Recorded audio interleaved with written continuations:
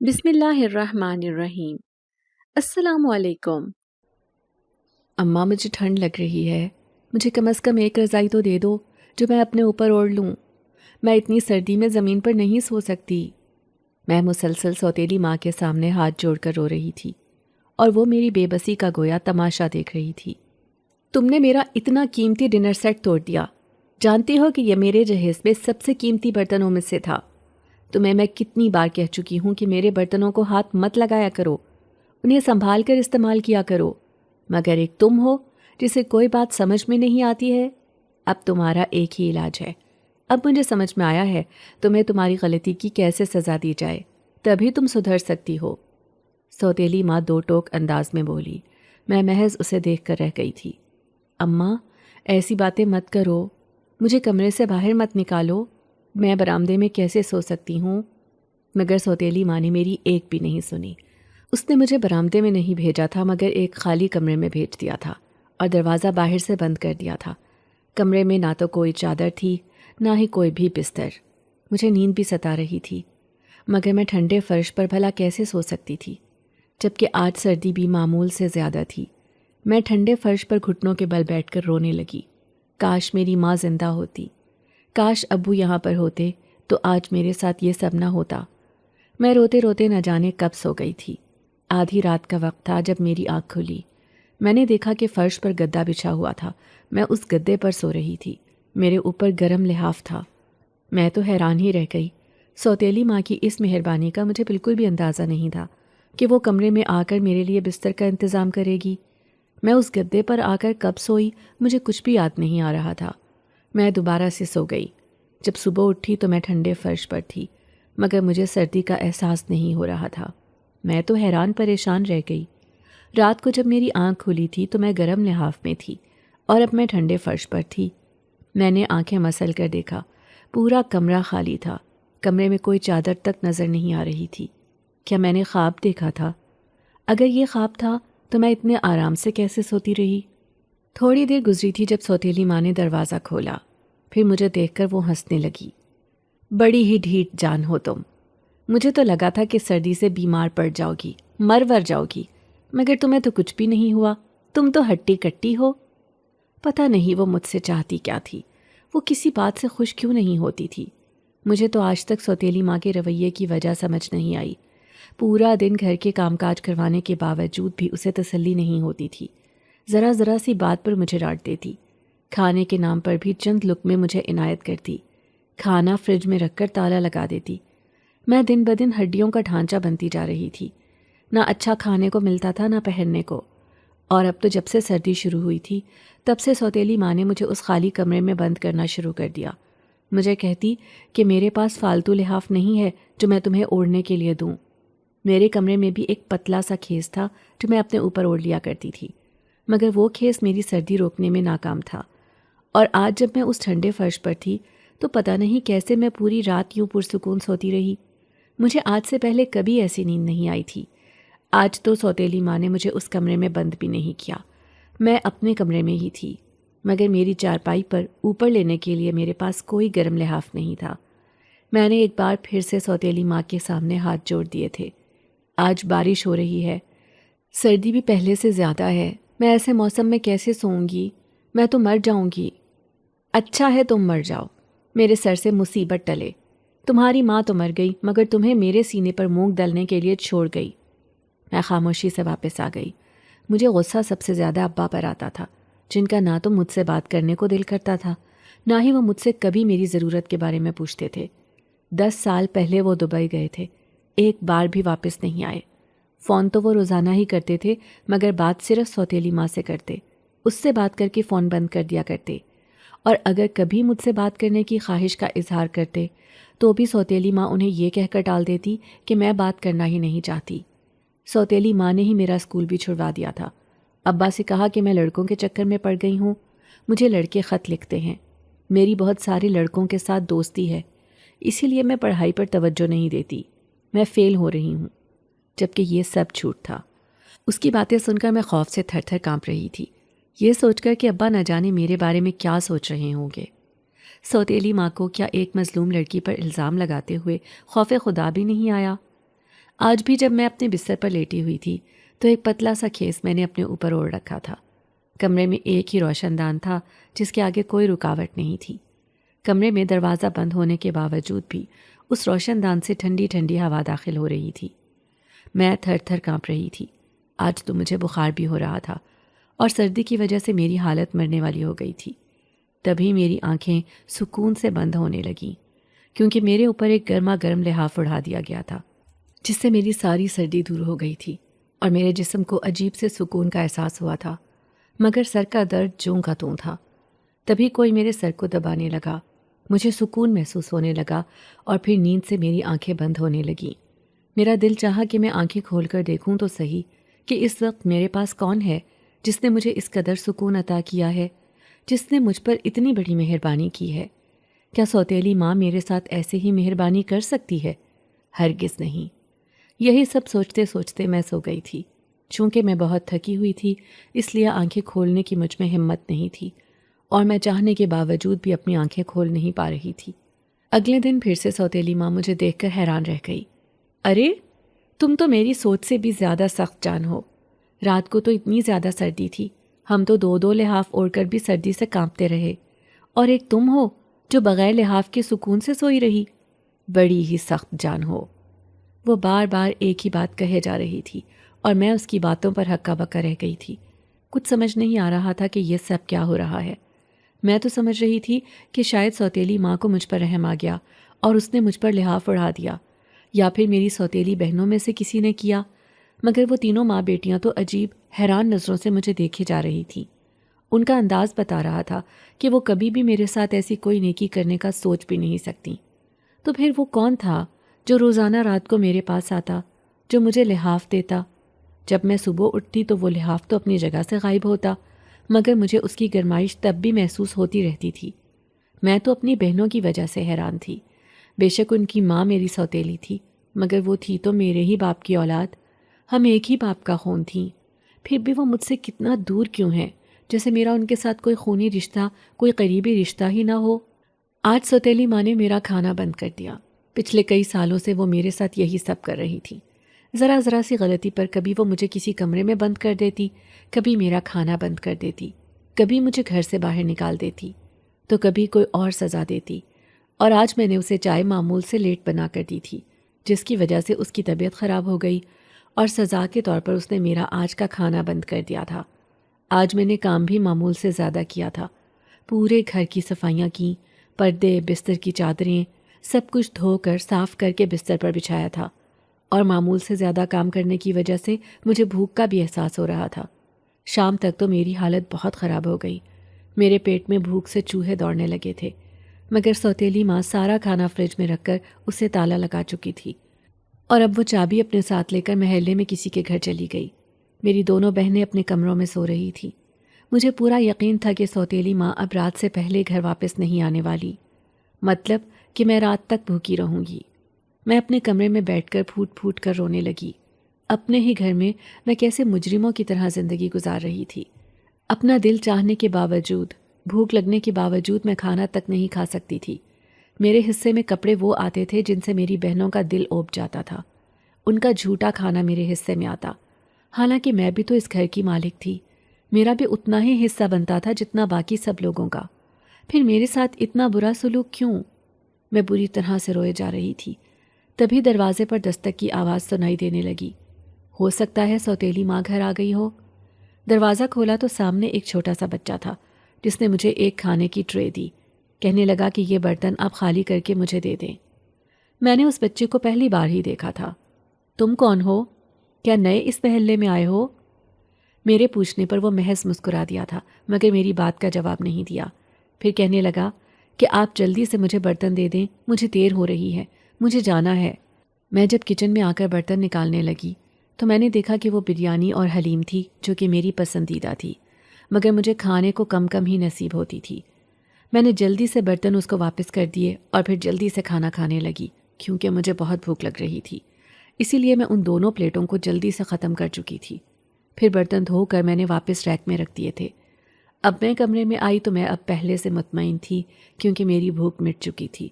میں خدا کا شکر ادا کر رہی تھی جس نے میرے لیے کھانے کا بندوبست کر دیا، مگر دل میں یہ ڈر بھی تھا کہ اگر یہ نیاز کی چیزیں تھیں تو اس بچے نے محلے میں باقی گھروں میں بھی دی ہوں گی۔ ایسا نہ ہو کہ سوتیلی ماں مجھ سے گھر آ کر اس بارے میں پوچھیں، تب میں کیا کہوں گی؟ مجھے تو ایک نئی پریشانی لاحق ہو گئی تھی، مگر جب سوتیلی ماں گھر آئی تو اس نے مجھ سے اس بارے میں کوئی ذکر نہیں کیا تھا، مگر اس نے مجھے رات کو بھی کھانا نہیں دیا اور اس نے مجھے اسی خالی کمرے میں بند کر دیا تھا۔ میں اس کے رویے پر دکھی تھی۔ ماں، تم مجھ سے اتنی نفرت کیوں کرتی ہو؟ میری معمولی سی غلطی کی مجھے اتنی زیادہ سزا کیوں دیتی ہو؟ آج میں نے معمول سے زیادہ کام کیا ہے، میں تھک گئی ہوں، میں آرام سے سونا چاہتی ہوں۔ میرا اتنا کہنا ہی تھا کہ وہ مجھے زور زور سے تھپڑ مارنے لگی۔ تمہاری اتنی ہمت کہ تم میرے سامنے زبان چلاؤ؟ اس نے مجھے کمرے میں دھکا دے دیا۔ یہیں پہ رہو تم، اور میں دیکھتی ہوں کہ تمہیں کون یہاں سے باہر نکالتا ہے۔ اگلے 2 دن تک تم اسی کمرے میں رہو گی، چاہے تم بھوکی مرو یا سردی سے، مجھے اس بات کی کوئی پرواہ نہیں ہے۔ اس کا انداز بتا رہا تھا کہ اس کی بات بالکل صحیح ہے۔ اسے اس بات کی کوئی فکر نہیں ہے کہ میری کہیں طبیعت بگڑ نہ جائے، کہیں مجھے کچھ ہو نہ جائے۔ میں اپنی قسمت پر رونے لگی تھی۔ روتے روتے میں وہیں پر سو گئی تھی جب ایک عجیب سے احساس سے میری آنکھ کھلی۔ مجھے کمرے میں ایک انسانی ہیولا نظر آیا جس نے میرے اوپر چادر اڑائی تھی، مگر یہ ایک ہی لمحے کا کھیل تھا۔ پلک جھپکتے ہی منظر بدل گیا۔ اب اس خالی کمرے میں میرے علاوہ کوئی بھی نہیں تھا، مگر میرے اوپر ایک گرم کمبل تھا جو سردی کو روک رہا تھا۔ میں خود کو محفوظ تصور کرنے لگی۔ کمبل بہت خوبصورت اور قیمتی تھا۔ ہمارے گھر میں اتنا قیمتی کمبل تو آج سے پہلے میں نے کبھی نہیں دیکھا، مگر حیرت مجھے اس بات پر تھی کہ ابھی یہاں پر کون تھا اور اچانک سے غائب کیسے ہو گیا۔ میں نے آدھا کمبل فرش پر بچھایا اور آدھا اپنے اوپر اوڑھ کر سو گئی تھی۔ چونکہ اس وقت میں نیند سے بے حال ہو رہی تھی، اس لیے میری سوچنے سمجھنے کی صلاحیت بھی کافی حد تک متاثر تھی۔ میں نے اس بات پر غور ہی نہیں کیا کہ مجھ پر مہربانی کرنے والا کون ہے، اور اگلے دن جب میری آنکھ کھلی تو میں ابھی تک اسی کمبل میں لپٹی ہوئی تھی، اور مجھے ایسے محسوس ہو رہا تھا جیسے باہر بارش ہو رہی ہو۔ فضا میں خنکی بڑھی ہوئی تھی۔ میں نے اپنی جگہ سے اٹھ کر دونوں ہاتھوں سے دروازہ پیٹنا شروع کر دیا۔ ماں، دروازہ کھولو، مجھے باہر نکالو۔ میرے پکارنے پر کوئی جواب نہیں ملا۔ کافی دیر تک میں دروازہ پیٹتی رہی، اور پھر سوتیلی ماں کی چیختی ہوئی آواز مجھے سنائی دی کہ خاموشی سے بیٹھ جاؤ، ورنہ اگر میں نے تمہیں باہر نکالا تو تمہارے ساتھ بہت برے طریقے سے پیش آؤں گی۔ اس کی دھمکی کارگر ثابت ہوئی تھی۔ میں خاموشی سے ایک جگہ پر ٹک گئی تھی۔ اب اگر سوتیلی ماں نے اپنے کہے کے مطابق 2 دن تک مجھے کمرے میں بند کیے رکھا تو کیا ہوگا؟ اتنا تو مجھے پتا تھا کہ وہ اور میری دونوں بہنیں گھر کے کام کاج کرنے میں بالکل اناڑی ہیں۔ وہ تو تینوں ہی بہت کام چور تھیں، سارے کام تو وہ مجھ سے ہی کرواتی تھیں۔ وہ لوگ زیادہ دیر تک گھر کے کام کاج نہیں کر سکتی تھیں، ابھی نہیں تو تھوڑی دیر کے بعد انہیں مجھے باہر نکالنا ہی پڑے گا۔ مگر صبح سے لے کر شام ہو گئی تھی، ابھی تک کسی نے کمرے میں جھانک کر بھی نہیں دیکھا تھا۔ اب میں دروازہ پیٹنے کی ہمت نہیں کر سکتی تھی، کیونکہ مجھے سوتیلی ماں سے ڈر لگتا تھا۔ تبھی بیٹھے بیٹھے مجھے اونگ آ گئی۔ یہ محض ایک لمحے کا کھیل تھا۔ دوبارہ سے میں ہوش میں آئی تو میں نے دیکھا کہ میرے سامنے کھانے کی ٹرے تھی۔ کھانے کی ٹرے میرے پاس تھی اور وہ اوپر سے ڈھکی ہوئی تھی۔ میں نے جب اوپر سے کپڑا ہٹایا تو بہت لذیذ کھانا میرے سامنے تھا۔ اتنا لذیذ کھانا تو میں نے اپنی زندگی میں نہیں دیکھا تھا، اور سوتیلی ماں کو تو ایسا کھانا بنانا آتا ہی نہیں تھا، اور اگر اس نے یہ کھانا بنایا تھا تو وہ مجھے دینے کے لیے تو کبھی بھی اس کمرے میں نہیں آ سکتی تھی۔ ایسا کھانا تو وہ میری پہنچ سے دور ہی رکھتی تھی۔ یہ سب ہو کیا رہا ہے؟ مجھے کچھ سمجھ نہیں آ رہا تھا۔ میں نے جلدی جلدی کھانا شروع کر دیا، اور پھر سے مجھ پر نیند طاری ہونے لگی تھی۔ پھر جب میری آنکھ کھلی تو آدھی رات کا وقت تھا، اور اب پھر سے میں نے اپنے پاس ایک انسانی وجود کو دیکھا تھا، مگر اب وہ جو بھی تھا میرے سامنے بیٹھ کر مجھے خاموشی سے دیکھے جا رہا تھا۔ اس کی آنکھوں میں میرے لیے ہمدردی تھی، چہرے پر بھی عجیب سے تاثرات تھے۔ میں نے اپنے سامنے ایک لڑکے کو دیکھا تو میں گھبرا گئی۔ کون ہو تم، اور یہاں پہ کیسے آئے؟ دروازہ کھلا ہوا تھا۔ مجھے یہ سمجھنے میں دیر نہیں لگی کہ یہ لڑکا باہر سے آیا ہے۔ نہ جانے یہ کون ہے، ہمارے محلے میں رہنے والا ہے یا کوئی رشتہ دار جو گھر میں آ کر رہ رہا ہے اور غلطی سے اس کمرے میں آ گیا۔ آپ ہیں کون؟ میں نے تمہارے چلانے کی آواز سنی تھی۔ تمہیں مدد کی ضرورت تھی، تم بھوکی تھی اور میں تمہاری مدد کرنے کے لیے آ گیا۔ وہ مجھے محبت پاش نظروں سے دیکھتے ہوئے بولا تھا۔ اس کی آنکھیں ایک ہی جگہ پر رکی ہوئی تھیں۔ مجھے اس کی آنکھوں سے خوف محسوس ہوا تھا۔ دروازے سے ٹھنڈی ٹھنڈی ہوا کمرے میں داخل ہو رہی تھی۔ مجھے سردی محسوس ہونے لگی۔ تبھی اس نے دروازے کی طرف دیکھا اور اگلا منظر میرے لیے نہایت حیران کن تھا۔ دروازہ خود بخود بند ہو گیا تھا۔ میں اپنی جگہ پر خوف سے سمٹی رہ گئی۔ یہ دروازہ کیسے بند ہو گیا؟ میرے منہ سے ڈرتے ڈرتے آواز نکلی اور اس نے جیسے میری بات کو سنا ہی نہیں تھا۔ تمہیں کسی چیز کی ضرورت ہے تو مجھے بتاؤ۔ اگر تمہیں بھوک لگی ہے، ٹھنڈ لگی ہے، تمہیں گرم لحاف چاہیے یا کچھ اور، کیا چاہیے مجھے بتاؤ، تمہیں لا کر دوں گا۔ مگر میں پریشانی اور خوف سے اسے دیکھے جا رہی تھی۔ سمجھ نہیں آ رہا تھا کہ یہ ہے کون، کمرے میں کیسے آیا، اور اس کے دیکھتے ہی دروازہ خود بخود کیسے بند ہو گیا۔ اور یہ کھانے کی ٹرے، یہ گرم لحاف، یہ سب کیا تھا؟ اگر اماں نے اسے یہاں پر دیکھ لیا تو؟ وہ تو بغیر کسی وجہ کے مجھے جینے نہیں دیتی تھی۔ ذرا ذرا سی بات پر مجھ پر غصہ کرتی، ڈانٹتی، چلاتی تھی، اور اب اگر اس لڑکے کو دیکھ لیتی تو وہ تو مجھے جان سے مار دیتی۔ میں بری طرح سے رونے لگی تھی۔ اسے جیسے میرے آنسو بے چین کرنے لگے۔ تم رو کیوں رہی ہو؟ وہ اسی طرح میکانکی انداز میں بولا تو میں اسے محض دیکھ کر رہ گئی تھی۔ دیکھو، اگر تمہیں کوئی پریشانی ہے تو مجھے بتاؤ، میرے ہوتے ہوئے تمہیں پریشان ہونے کی ضرورت نہیں۔ وہ مجھے تسلی دینے لگا، مگر اب میرے لیے خاموش رہنا ممکن نہیں تھا۔ تم میری پریشانی کیسے دور کرو گے؟ تم میری پریشانی بڑھا دو گے۔ اگر تمہیں یہاں پر میری سوتیلی ماں نے دیکھ لیا تو جانتے ہو کیا ہوگا؟ وہ مجھ پر طرح طرح کے الزامات لگا کر مجھے جان سے مار دے گی۔ ابا کو اس نے پہلے ہی میرے خلاف کر دیا ہے، وہ تو میرا نام بھی سننا نہیں چاہتے۔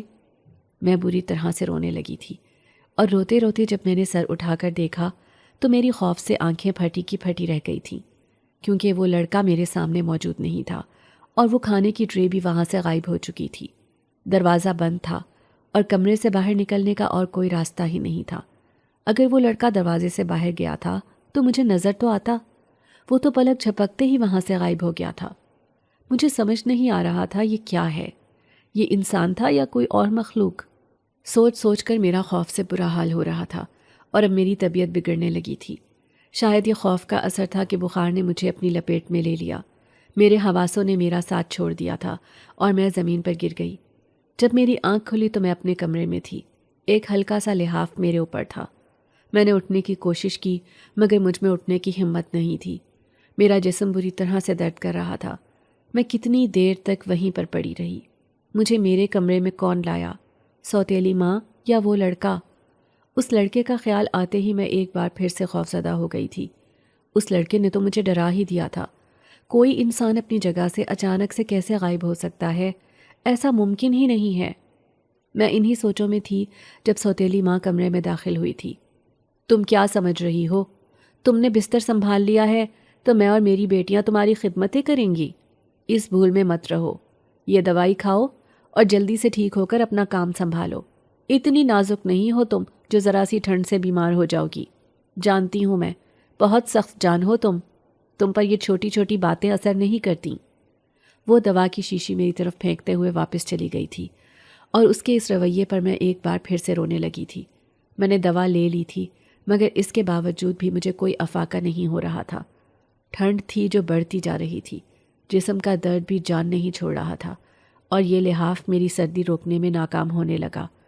اس سب کے باوجود بھی مجھ میں اتنی ہمت نہیں تھی کہ میں سوتیلی ماں سے یہ کہتی کہ مجھے گرم لحاف دو۔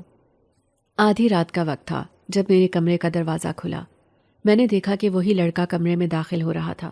اس کے ہاتھ میں کچھ تھا۔ وہ میرے سامنے آیا اور پاس پڑی ہوئی کرسی پر بیٹھ گیا تھا۔ اسے دیکھ کر میری خوف سے گھگی بن گئی۔ اس نے مجھ سے کسی قسم کا کوئی سوال نہیں کیا تھا۔ اس نے اپنے ہاتھ میں پڑی ہوئی دوائیں میرے پاس رکھیں۔ مجھے کہنے لگا کہ یہ محلول تم پی لو، تم بالکل ٹھیک ٹھاک ہو جاؤ گی، تمہارا بخار ختم ہو جائے گا۔ وہ ایک عجیب سے رنگ کا محلول تھا، اس میں سے عجیب سی بدبو آ رہی تھی۔ میرا تو اسے دیکھ کر جی متلانے لگا تھا۔ میں یہ نہیں لے سکتی، میری طبیعت خراب ہو رہی ہے۔ میرے ناگواری سے کہنے پر وہ مجھے دیکھنے لگا تھا۔ یہ تمہارے بخار کی دوا ہے، یہ دوا پینے سے تم بالکل ٹھیک ٹھاک ہو جاؤ گی، پہلے جیسی ہو جاؤ گی، یہ دوا لے لو۔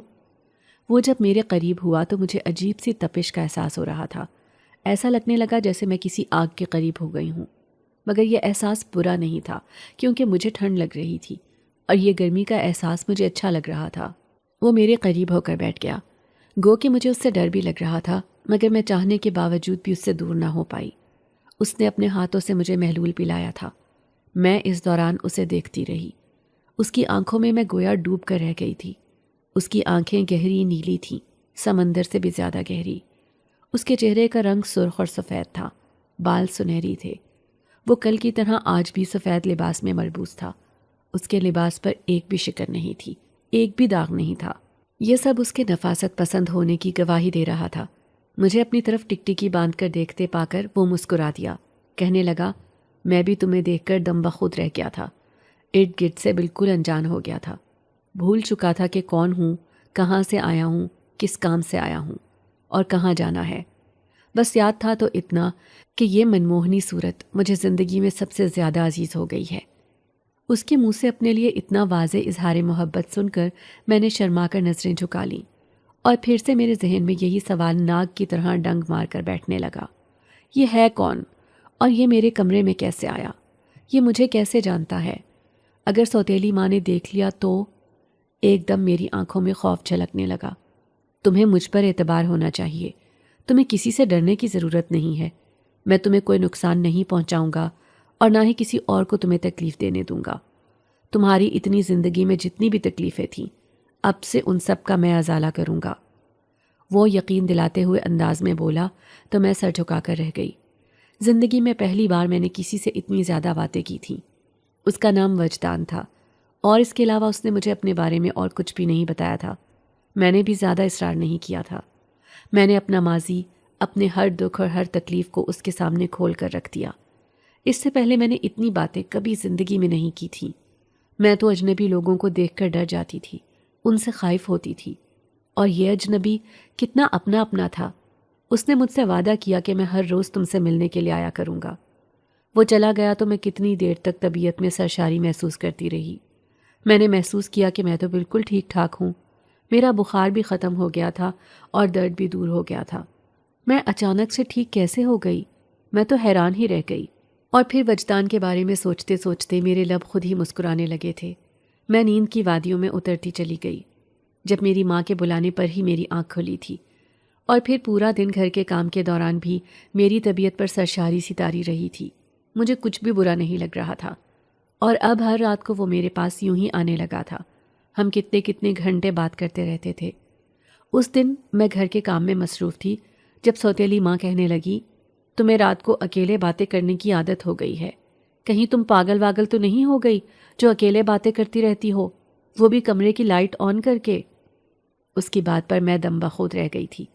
میری دونوں سوتیلی بہنیں بھی وہیں پر تھیں، اور سوتیلی ماں کی بات سن کر وہ دونوں کہا لگا کر ہنس پڑی تھیں۔ امی اس پہ نظر رکھا کریں، ایسا نہ ہو کہ کوئی چاند چڑھا دے۔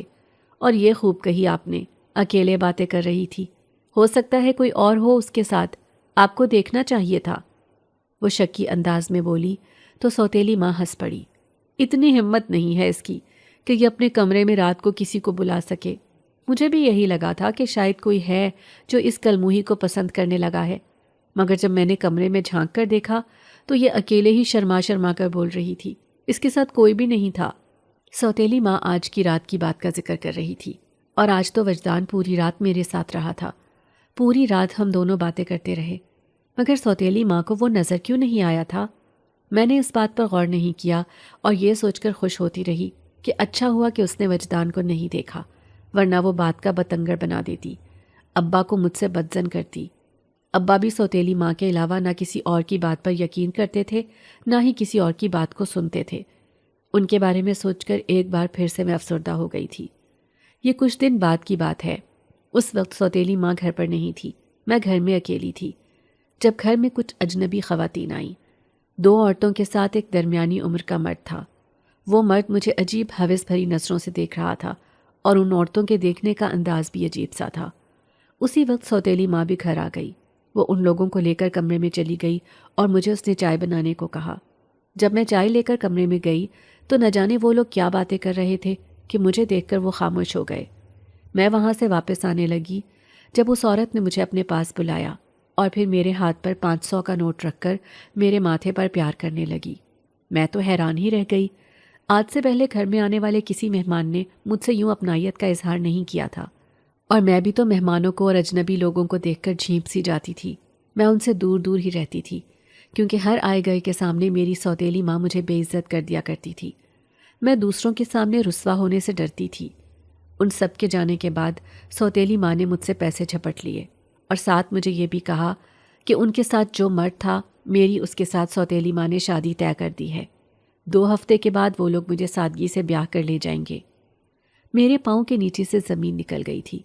یقین ہی نہیں آ رہا تھا کہ جو سوتیلی ماں کہہ رہی ہے وہ سچ ہے۔ ایسا کیسے ممکن ہے؟ وہ بڑی عمر کا آدمی جو میرے باپ سے چند سال ہی چھوٹا تھا، میری شادی اس کے ساتھ بھلا کیسے ہو سکتی ہے؟ اور میں وجدان کے بغیر کیسے رہ سکتی ہوں؟ میں تو پھوٹ پھوٹ کر رو پڑی تھی۔ مجھے اندازہ تھا کہ جو سوتیلی ماں نے کہا ہے وہی ہوگا۔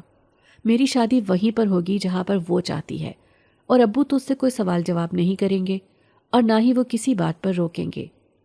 میں پھوٹ پھوٹ کر رو رہی تھی۔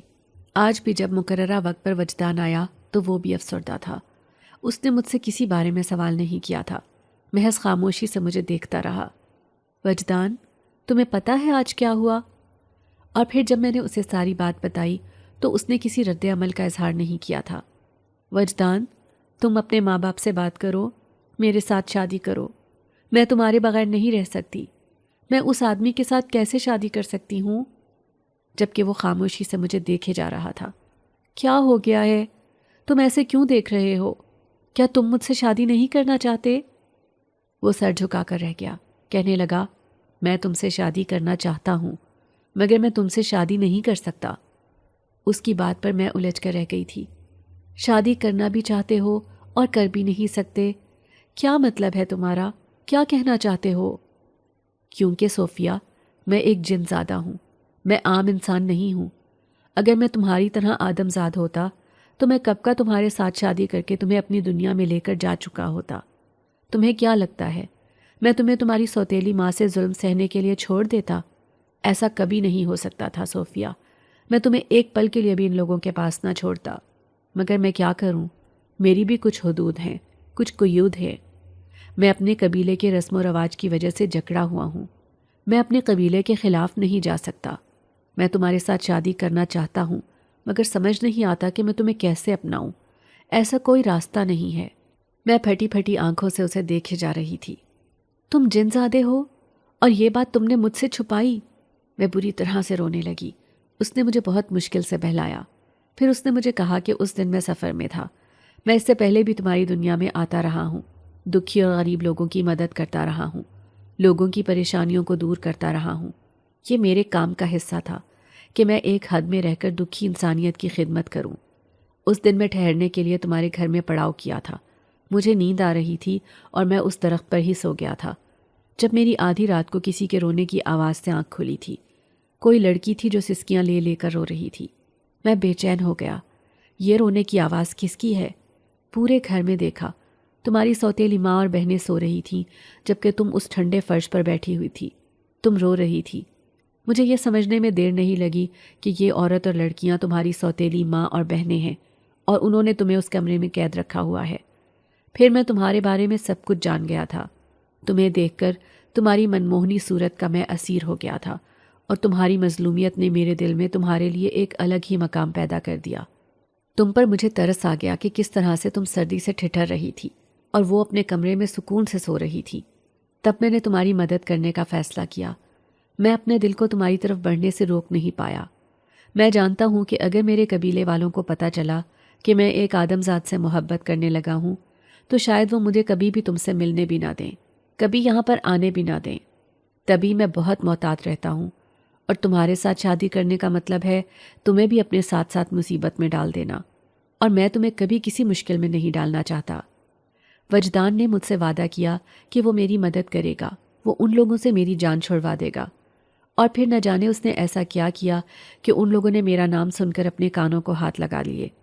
اس لڑکے کی ماں ہمارے گھر آئی اور سوتیلی ماں سے روتے ہوئے کہنے لگی، آپ نے ہمارے ساتھ دھوکہ کیا ہے، غلط بیانی کی ہے، آپ کی لڑکی پر جنات آتے ہیں، اور یہ بات آپ لوگوں نے ہم سے چھپائی۔ سوتیلی ماں تو ان لوگوں کی بات سن کر حیران ہی رہ گئی۔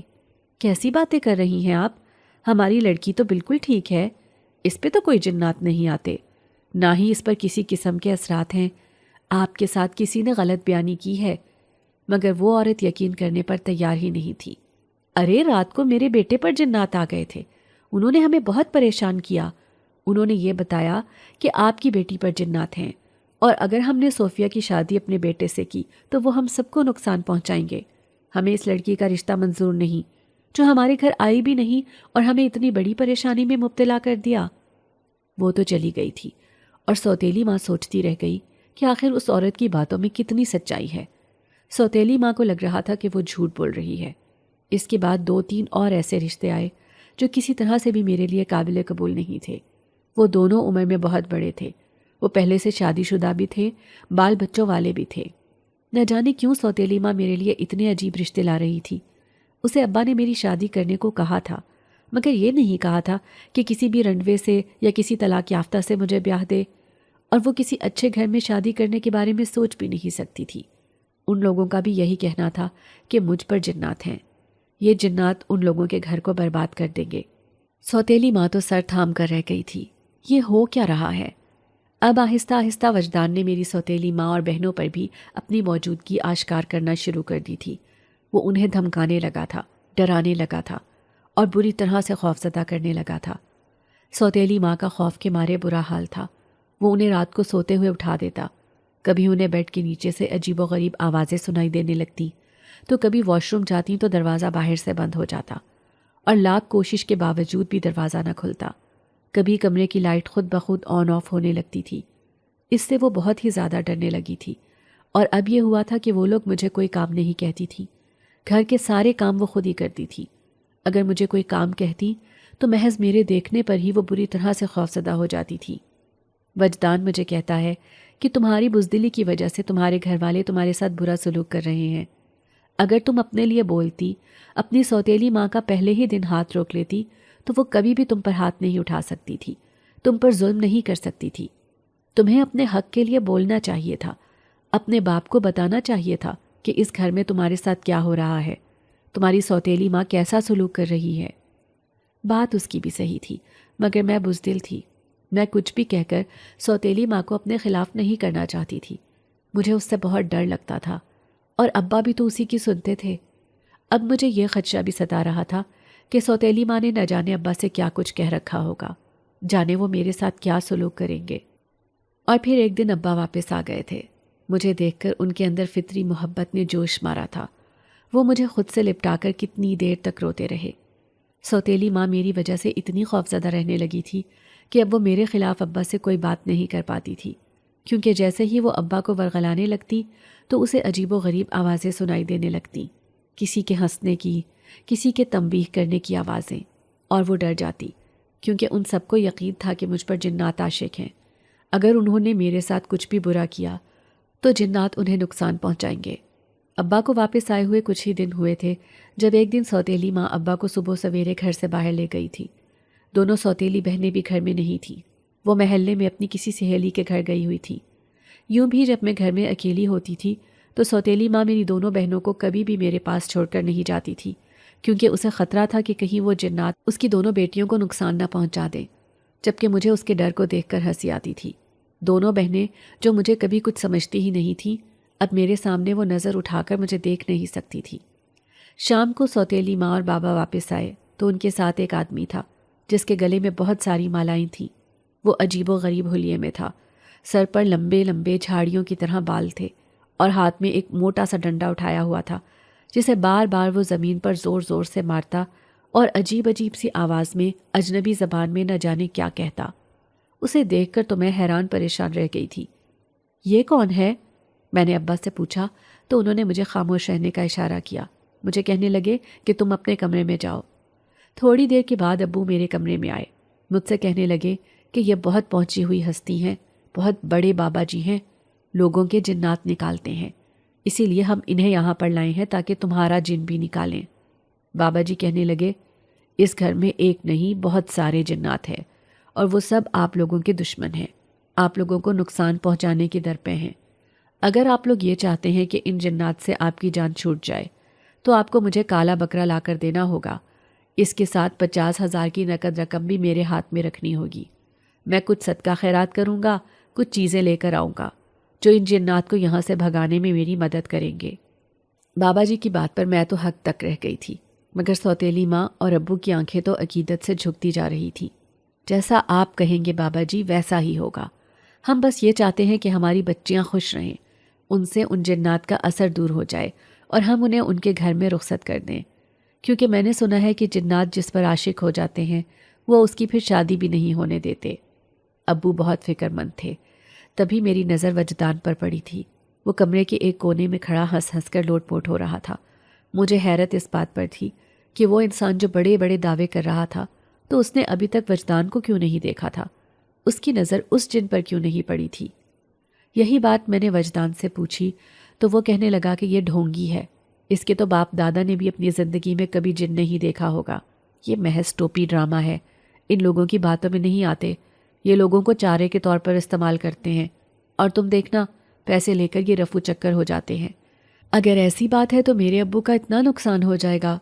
وہ کہنے لگا کہ فکر مت کرو، میرے ہوتے ہوئے پریشانی کیسی، میں اسے یہاں سے بھگا دوں گا۔ آج رات کو وہ بابا ہمارے گھر میں رہا تھا۔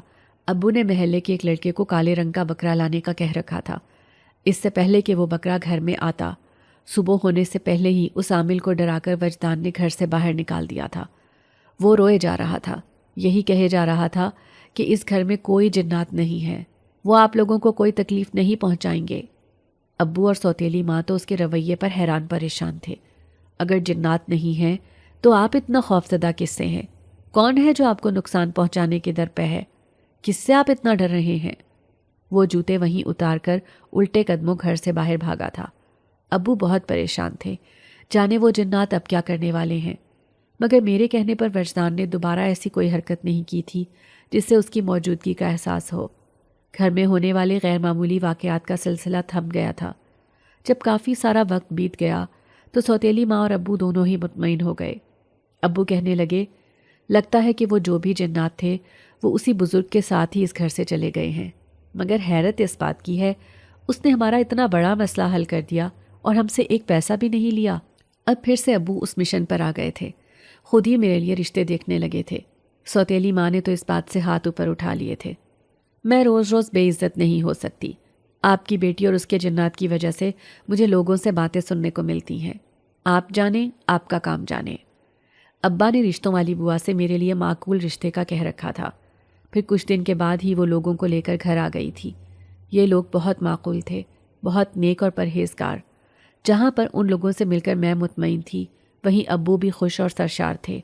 سوتیلی ماں اور ان کی بیٹیوں کا جلن کے مارے برا حال تھا، مگر وہ یہ سوچ کر مطمئن تھی کہ جیسے میرے باقی رشتے پایا تکمیل تک نہیں پہنچے تھے، درمیان میں ہی ٹوٹ گئے تھے، شادی کی نوبت ہی نہیں آئی تھی، ویسا ہی اس بار بھی ہوگا۔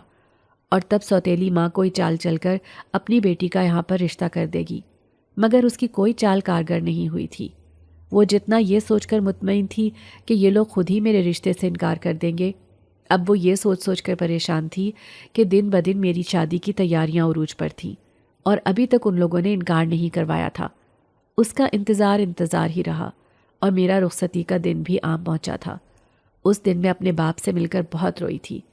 میرے دل میں کہیں یہ بھی خیال تھا کہ ابا نے تو شادی کے بعد چلے جانا ہے اور اس گھر میں سوتیلی ماں اور سوتیلی بہنوں نے رہنا ہے۔ میرا تو ابا کے جاتے ہی میکا ختم ہو جائے گا، کیونکہ یہ لوگ تو کبھی بھی مجھے مہمان کی حیثیت دینے پر تیار نہیں ہوں گے۔ اور ایسا ہی ہوا تھا۔ شادی کے چند دن کے بعد جب میں آئی تو سوتیلی ماں نے آنکھیں ماتھے پر رکھ لی تھیں۔ تم یہاں پر کیا ڈھونڈنے آئی ہو؟ اتنا اچھا لڑکا تم لے اڑی، اب رہو تم اپنے سسرال میں، ہمارے ساتھ تمہارا کوئی تعلق نہیں ہے۔ اور تب میں ٹوٹے دل بجھی آنکھوں کے ساتھ اپنے سسرال میں آ گئی تھی۔ ساس سے میں نے یہی بہانہ کیا کہ میرا اب اپنے گھر کے بغیر کہیں دل نہیں لگتا۔ میری ساس اچھی تھی، سوتیلی ماں کے رویے کو خوب سمجھتی تھی۔ انہوں نے کبھی بھی مجھے کسی بات کا طعنہ نہیں دیا تھا، بلکہ ہمیشہ مجھے یہی کہتی ہیں کہ میں تمہاری ماں ہوں، تم مجھے اپنی ساس نہیں ماں سمجھو، اور آج سے یہی تمہارا گھر ہے۔ وجدان کے قبیلے میں بھی یہ بات پہنچ چکی تھی کہ وہ بہت زیادہ وقت انسانی دنیا میں گزارنے لگا ہے، تبھی وہ اپنے قبیلے کے رسم و روایات کی وجہ سے اب کم ہی اس دنیا میں آتا تھا۔ اگر وہ اپنے قبیلے کی بات نہ مانتا تو اسے اس چیز کی سزا ملتی، اور میں نہیں چاہتی تھی کہ میری وجہ سے اسے کسی قسم کی تکلیف کا احساس ہو۔ میں نے خود ہی اسے اپنی قسم دے کر روز روز اس دنیا میں آنے سے روک دیا تھا۔ اگر آپ کو آج کی ہماری کہانی پسند آئی ہے تو اسے لائک کیجیے اور اپنے پیاروں کے ساتھ شیئر کیجیے، اور ہاں، اگر آپ نے ابھی تک ہمارا چینل سبسکرائب نہیں کیا تو ضرور کیجیے۔ ملتے ہیں کل ایک نئی اور دلچسپ کہانی کے ساتھ، تب تک کے لیے اللہ حافظ۔